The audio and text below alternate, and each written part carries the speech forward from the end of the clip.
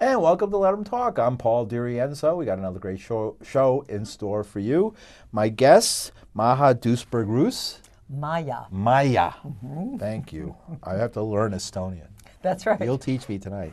Right. And Leila Roos. That's right. Hi, how are you guys?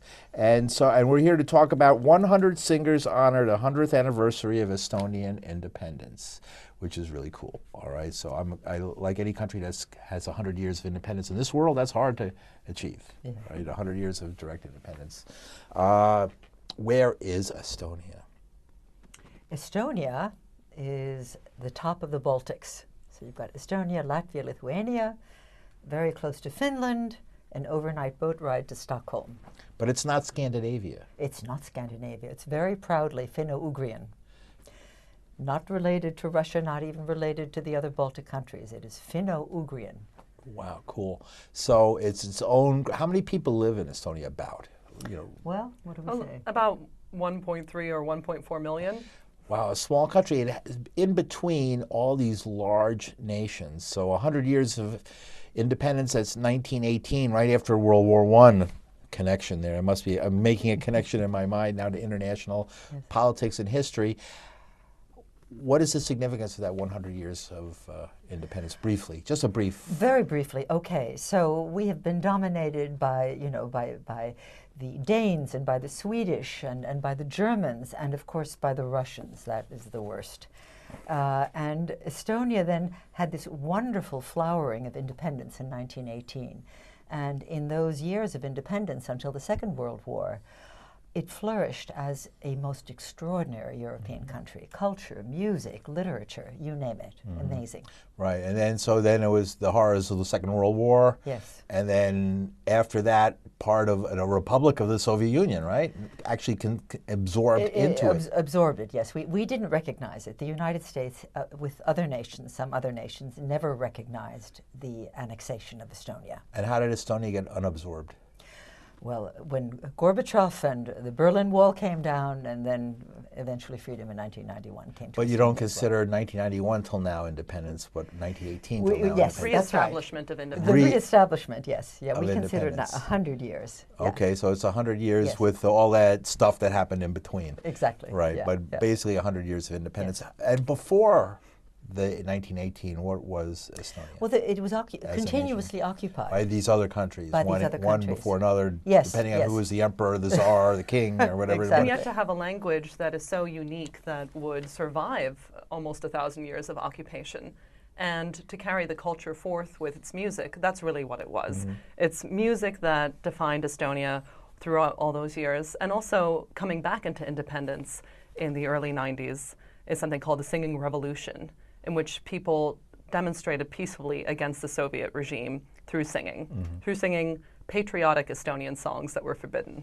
And then we became united in our quest with the other Baltic countries. There was that human chain. I don't know if you ever heard about that, where people just held hands through the three countries. Right. And at a certain designated time, they would begin to sing. So singing to freedom. Right. We, in my neighborhood, we picked up on that, and we did a hands around the park when we wanted to save Tompkins Square Park from being gentrified. I think that's where they got the idea.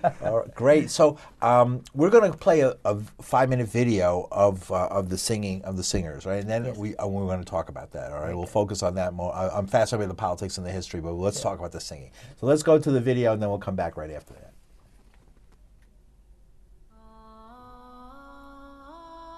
Do you know what magic feels like? Do you know where it hides?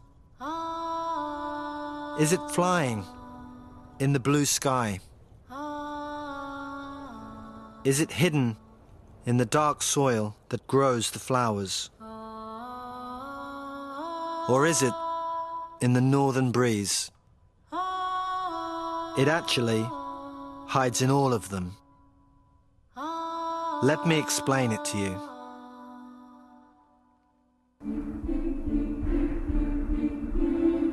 There is a place in the north of Europe, right next to the sea, a country called Estonia. On a piece of land, 45,000 square kilometers, live 1.3 million Estonians. In the soul of these people is something magical that has kept their culture and language alive all the centuries when they've been under the rule of different countries.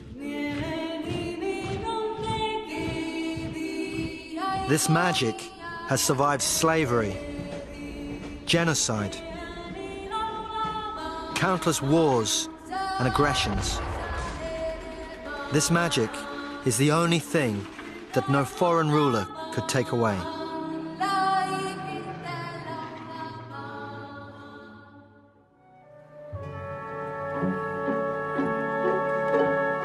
The will to preserve one's traditions and language lies in the idea of breathing as one nation. Singing is a way to breathe together.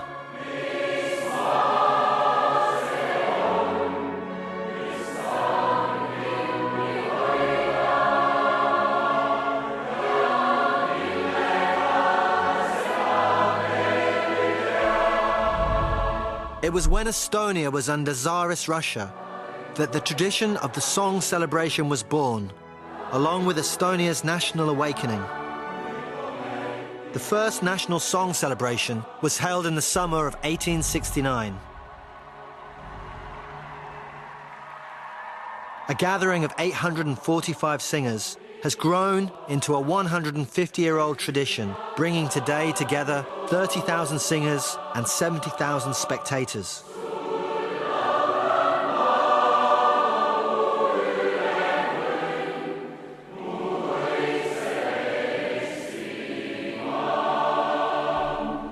It is said that Estonians sang themselves free from Soviet occupation in the 1988 singing revolution that led to independence.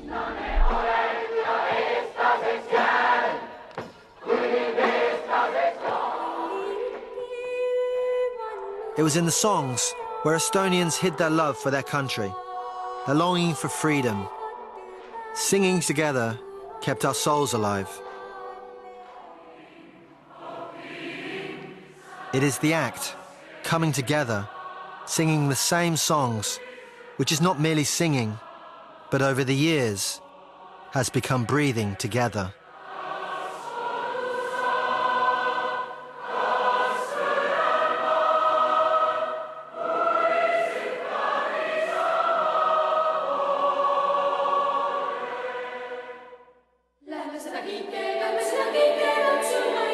Most of the Estonians have been to the song celebration, and to keep the song culture alive throughout the time between the big celebrations, they hold local festivals all over Estonia, from small village stages to large festivals in all genres.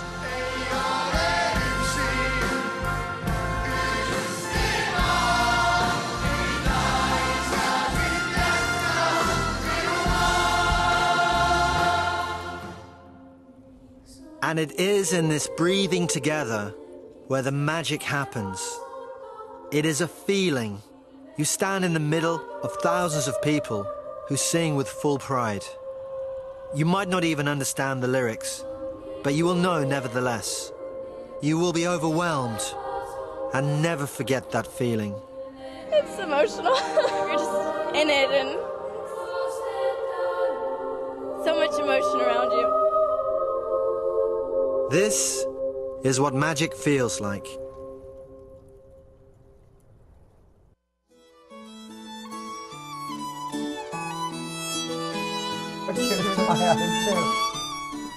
Well, that was a great video. Very interesting. I learned a lot from that video. But 30,000 singers, all on sync key and singing together. They prepare several years for it. Several years of preparation to get everybody together. Yeah. And it sounded like there's nothing like it in the world. I've never heard of it. Nothing like it in the world. I mean, if you can imagine in the United States, you know, a quarter of the population coming together, and then you have 30,000 singers singing. And they're not just singing in unison, some rock piece. I mean, they're singing things in harmony. And exactly, I see what you're saying. And this past summer, we had our children's choir go to the Youth Song and Dance Festival. So they had a chance to experience that in miniature.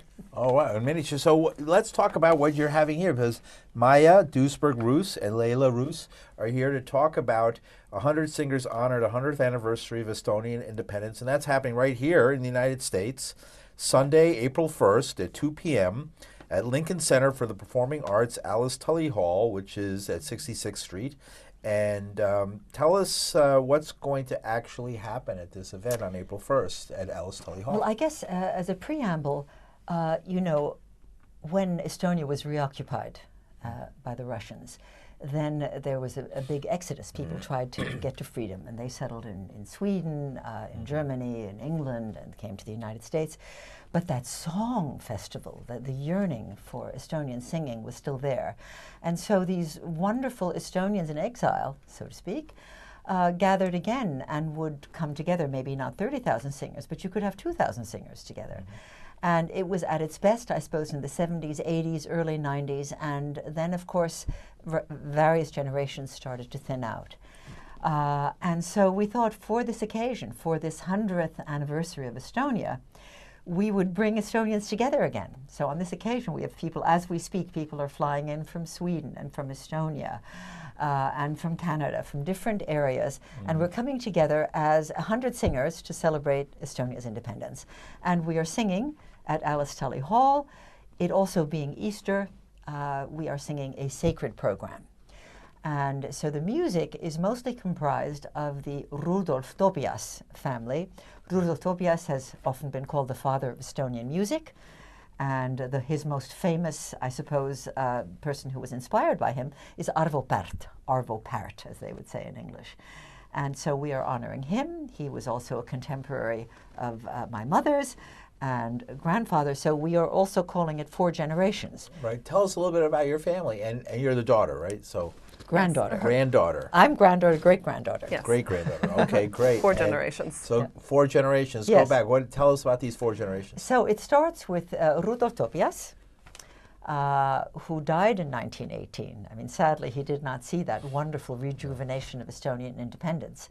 But he was the first composer to do, you know, world-class music, classical music. And so we're performing pieces of his. His daughter, Helen Tobias, wrote a requiem. And so we're performing that requiem. And I am the conductor of that choir. And the children's choir is singing under the conducting of Leila Roos. And I'm Great. also singing in the concert. Right. So do you sing, like, when you're not doing this, what do you do? We sing. You say, I saw right. the name of your show called Let Them Talk. Right. And I thought, you know, we could just put that in Estonian, let them sing. Right. So you're a singing teacher, or you teach people sing, or do you do choir? Yes, person? I conduct the New York Estonian choir, and I've conducted other Estonian choirs, and I've also taught at Columbia University, and I've taught in Savannah, Georgia, different places in New York. And you're working on your journalism degree. Working on seeing what is out there for me. All right, great. Yeah. Great. So, and you have beautiful voices, and you do an amazing job with what I saw. If anything like, you know, what you're doing at Alice Tully Hall, so we just saw, Yeah. was really amazing. Was singing allowed during the Soviet days? This is a very interesting question that you ask. Singing was allowed, not sacred singing. Sacred singing was not allowed. And one of the pieces that we're doing of Rudolf Tobias is called in Estonian, Eks te ei tea, which means, know ye not, ye are the temple of God, and that the Spirit of God dwells within you. That was not allowed. But the Estonians wanted to sing it, so they were very clever. They knew that Russians in general were not particularly educated, so they translated it into Latin. Oh, I see. And sang it in Latin. In Got Latin. away with that. Okay, yeah, right. yeah, They exactly. didn't know what it meant in Yeah, Latin. yeah. So it's, you know, when one speaks of singing for Estonians, you saw the emotion in this. It is so singing from the heart and singing with such expressivity. Americans are often absolutely dumbfounded by it. And this music on Sunday will be so inspired that it will be an inspiration to anyone. Right. And so, you know, often they talk about the Baltic countries. Is there cultural or social connections with the other Just real estate. Just real estate, right? Oh, they own real estate there. And you can buy and sell real estate. Lithuania, Latvia, being Estonia. on the Baltic Sea like that, it's great real estate for other powers that be. You know, I see, right. So they've kind of been like a set, like, oh, you know, these three little Exactly. They always talk about them with three, but they're very different countries. Even though in history books they always talk about the Baltic. The Baltic states, yeah. I always thought they were the same thing. Yeah. But they're not. Very a lot much of people not. do, and a lot of people confuse it with Baltic. Oh, right. But Slovenia and Slovakia too. Exactly. Yeah. There's a few of them, right? But they're very different. They're very different histories, different cultures, different language. Very, very different. And but what is very common is a love of the loyalty of independence, the thirst for independence, and keeping these cultures very, very strong because of the the Russification meant that you were not allowed to be Estonian, truly Estonian, or truly Latvian or Lithuanian. They made you have to learn Russian in school and stuff like that. Had to learn songs praising Lenin. I mean, it was quite a thing. Right. Yeah. And then you went through the horrors of World War II, which, Absolutely, in the Gulag, and people being my mother on her 21st birthday, she said it was extraordinary because, musicians as such were considered, leave them alone, they're not politicians, so perhaps they don't need to go to Siberia. But she said on her 21st birthday, suddenly there was a knocking on the doors and screaming, and just they came in and they were taking young mothers with 2-week-old babies and onto the cars to go to Siberia. It was absolutely extraordinary. Oh, I see. Yeah. Trying to change the politics of the country by terror, basically. Completely by terror, yeah. But music is what took her away from that, actually took her to Germany during the war years. Right. Okay. Yeah, she was, it was quite, people say, what? You went to Berlin during World War II to what? To study music. And so she left Estonia for that reason. She went on a scholarship to study music and went to the very place where her father had been professor of music. I see. Where was that? In Berlin. Okay. Yeah, the Berlin Conservatory, the Hochschule für Musik. Okay. Yeah. Right. So, what do you expect to achieve by this besides just a celebration? Is there like something you'd like to build out of it or working on as far as making people more knowledgeable about Estonian culture and the fact that Estonia is a country, and it's independent? That's right. That's right. People sometimes say to me, Estonia, is that, you mean Astoria? No, Estonia. Is that where they make stones? No, it's where they make music. Right. But it's a very good question. What do we hope to do? We hope to introduce New Yorkers to not only the music of Arvo Pärt, he is the most performed living composer, Estonian composer in the world today, but we hope to introduce these other composers and to show the connectivity and the inspiration that Arvo Pärt got also from Rudolf Tobias. So it's extraordinary music, and many people say, for example, his greatest work was Jonah's Mission, which is so great that people have compared it to the St. Matthew Passion of Bach. It's got 4 choirs, 2 orchestras. It was just performed in Berlin now under Neeme Järvi.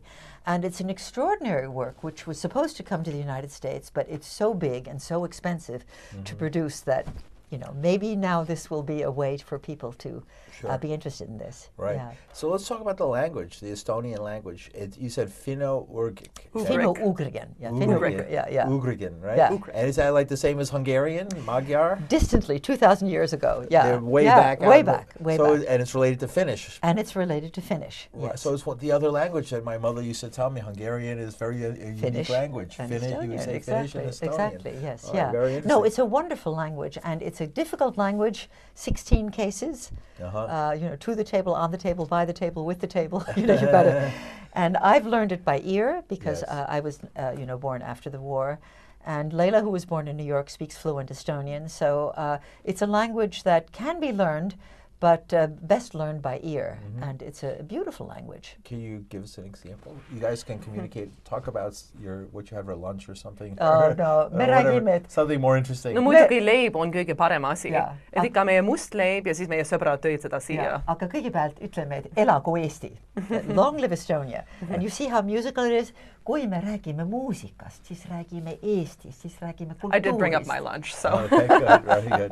Yes. Yeah. It reminds me of when I was a kid, and I always loved communications, and my first beloved thing was a shortwave radio, and it was like the languages I used to hear in the through the static from halfway around the world that made me so interested in Yes. communications. Well, people used to listen to Voice of America that way. Right. You know, it came from Washington, D.C. Yeah. And my husband worked for Voice of America. They all recognized his voice, you know, and it wasn't allowed to listen to Voice of America, but that's how they got news Right, from the right. outside world. And so, what's I want to talk more about the music, but is Estonia part of NATO now? Is that like so? It is, And part of the EU as well. and part of the EU And part as of well. the EU, right, and had the right. presidency of the EU. Oh, this it last has the year. presidency right now. Yeah, in the EU. yeah, So can anybody can just fly in to the capital, Tallinn? Tallinn. Tallinn. I knew Yeah, it, right? very See, good. I'm Yes, pretty yes. good at language. Yeah, Pretty good yeah, at, very good. At capitals and locations. My geography's okay. Tallinn, right? That's how Yeah, you say it. yeah. Right? That's the capital. And so, if I wanted to go, it was a direct flight from New York to Tallinn. Not nonstop, but you could go to Sweden. You could go directly to Finland, and then just From it's Helsinki, 25 it's 20 kilometers. minutes. Yeah, Yeah. it's just right. across. Yeah, so, yeah. So you go to one of yeah. the Scandinavian countries and just pop over, and then you're Yeah. there. Right? Is there a tourist that people go there from the United States? Oh, I think a lot of people are interested in Estonia. Especially Baltic cruises, and people will go and stop in all those cities along the Baltic Right, right. and buy a lot Beautiful of old amber. cities, right? They sort of is it one of the countries that sort of rebuilt itself after the war, as it was, and tried to keep Extraordinarily. I mean, I asked my husband, who was the consul of Estonia to the United States, I asked him, how would you compare these periods that from 1918 and the present one? Yeah. And it's extraordinary what Estonia has done in this very Right. short time. And as you know, the technology is extraordinary. You Sure. can vote on your phone. You can pay your It's taxes. a high-tech country, right? It's a It's high-tech really country. put a lot into the high Yeah, technology. invited Skype. Is that the industry? What's the main industries there? What do people do? Well, there's of course the Services forestry, industry. which is extraordinary. Oh, really? But so much of that has been stripped by Russia, so we're unhappy about that. We would But- highlight the music, though. Yeah. Oh, right. The music, yes, yeah, well, it's interesting. And so art, culture, services, things like that. Right, so very interesting. So what was it like? I mean, were you expecting to regain your independence in 1991? You were too young to know. But were you expecting it? Did it come out of the blue? Did you get a phone call? Guess what? It's a wonderful story because all the Estonians that left Estonia, you know, in Sweden and in different parts of Europe and Canada and America, they kept it going. They kept it going that, you know, Elagu Eesti, Vaba Eesti, even the newspaper in New York is Vaba Eesti Sõna, the free Estonian word. So the hope was always that Estonia would be free. Did we think it would be tomorrow or the next day? No. Were we surprised when it happened as quickly as it did? Yes. But it's interesting how even now there is an Estonian school that meets in New York City. And we have a wonderful director, Merike Barborak, who brings children together from as far away sometimes. You know, they come, especially for the singing, they come from Virginia. Right. And so let's talk about the singing again, because you're going to have 100 singers honoring the 100th anniversary of Estonian independence. That's coming up at on this Sunday, April 1st. Is that the day? Is that the 100th anniversary? That the 100th anniversary was in February. It was, I see. Right. But in the Estonia, entire they're celebrating year, all year, and It's a whole year of an celebration. entire year of celebration. Oh, I see. Yes. See. And then next year comes the Estonian Song Festival again. Every 5 years, that song festival that you saw, and it's coming again next And year. that's where they have the 30,000 people. That's right. For Singing. folks who weren't listening earlier, 30,000 people sing together, right? Unbelievable. In harmony, not just Yeah, not that's just rock right. and roll, Yeah, right? and the audience is about a quarter of the country coming together, so it's unbelievable. They're all in one yeah. place. Pretty amazing. So, how do people find out about where to get tickets and things Well, they like can that? get tickets at the Alice Tully Hall box office. It's only a few days away. It's a beautiful way to celebrate Easter Sunday, and it will be a truly meaningful and deeply felt concert. I think people will be come away deeply moved. You said people are coming from all over the world, from Yes, Estonia and other yes, places where yes. there's a diaspora Yes, of Estonian people. or exactly, right? exactly. Right, and great. And okay, what's the most popular song in Estonia? In Estonian, is there a one Well, most popular it's song? interesting Is that there one you that ask that. everybody comes together around? and- Well, you know, if we could say generally non-sacred music, there are many things, and one would have to reflect for a moment. what is Mu Isamaan Minu Arm, of course, everybody knows and can sing by heart. But if we take from the actual program itself, you have from Rudolf Tobias this piece that I told you about that the Estonians loved. They call it almost an Estonian hymn. That's that Know Ye Not, or Ex Dea Dea, Know Ye Not, You're the Temple of God. The one that was translated into Latin so that they could sing it during the occupation. That is being sung there, and that is the final piece on the program. And it is said that, you know, some people just naturally, I performed it, interestingly enough, in Hong Kong just a year ago, and in Korea. And people stood up for it. They said, what is it about it? It's like the Hallelujah chorus, you know. You want to stand in reverence because it has such extraordinary resonance. How does it go? Sorry? How does it go? How does it go? Leila, sing the opening line.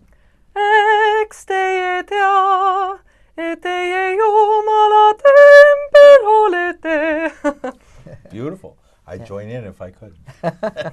Wonderful. And so that'll be one of the things I'm sure everybody sings at Alice Tully Hall, right? That is exactly right. That's you the way expect we the audience to get in there and start singing too. Well, I hope they will, yes. Great, great, great. So what's your next project? We have 2 minutes. What's your next project? Well, the next project is preparing for this wonderful song festival that will take place in the summer of 2019. And so Estonian choirs all over the world are preparing. So once again, all of those communities that left, you know, during World War II, they have kept up their Estonian connections. They have Estonian schools, Estonian choirs. They will be rehearsing and then coming together, and finally we all come on the stage. And what's beautiful about the stage, how would you describe it, Leila? It's just on the water.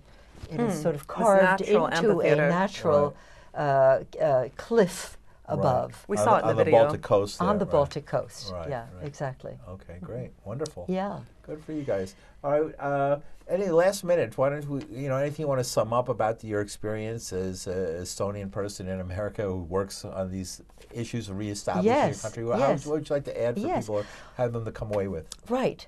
Well, I think, again, this concept that singing is your identity.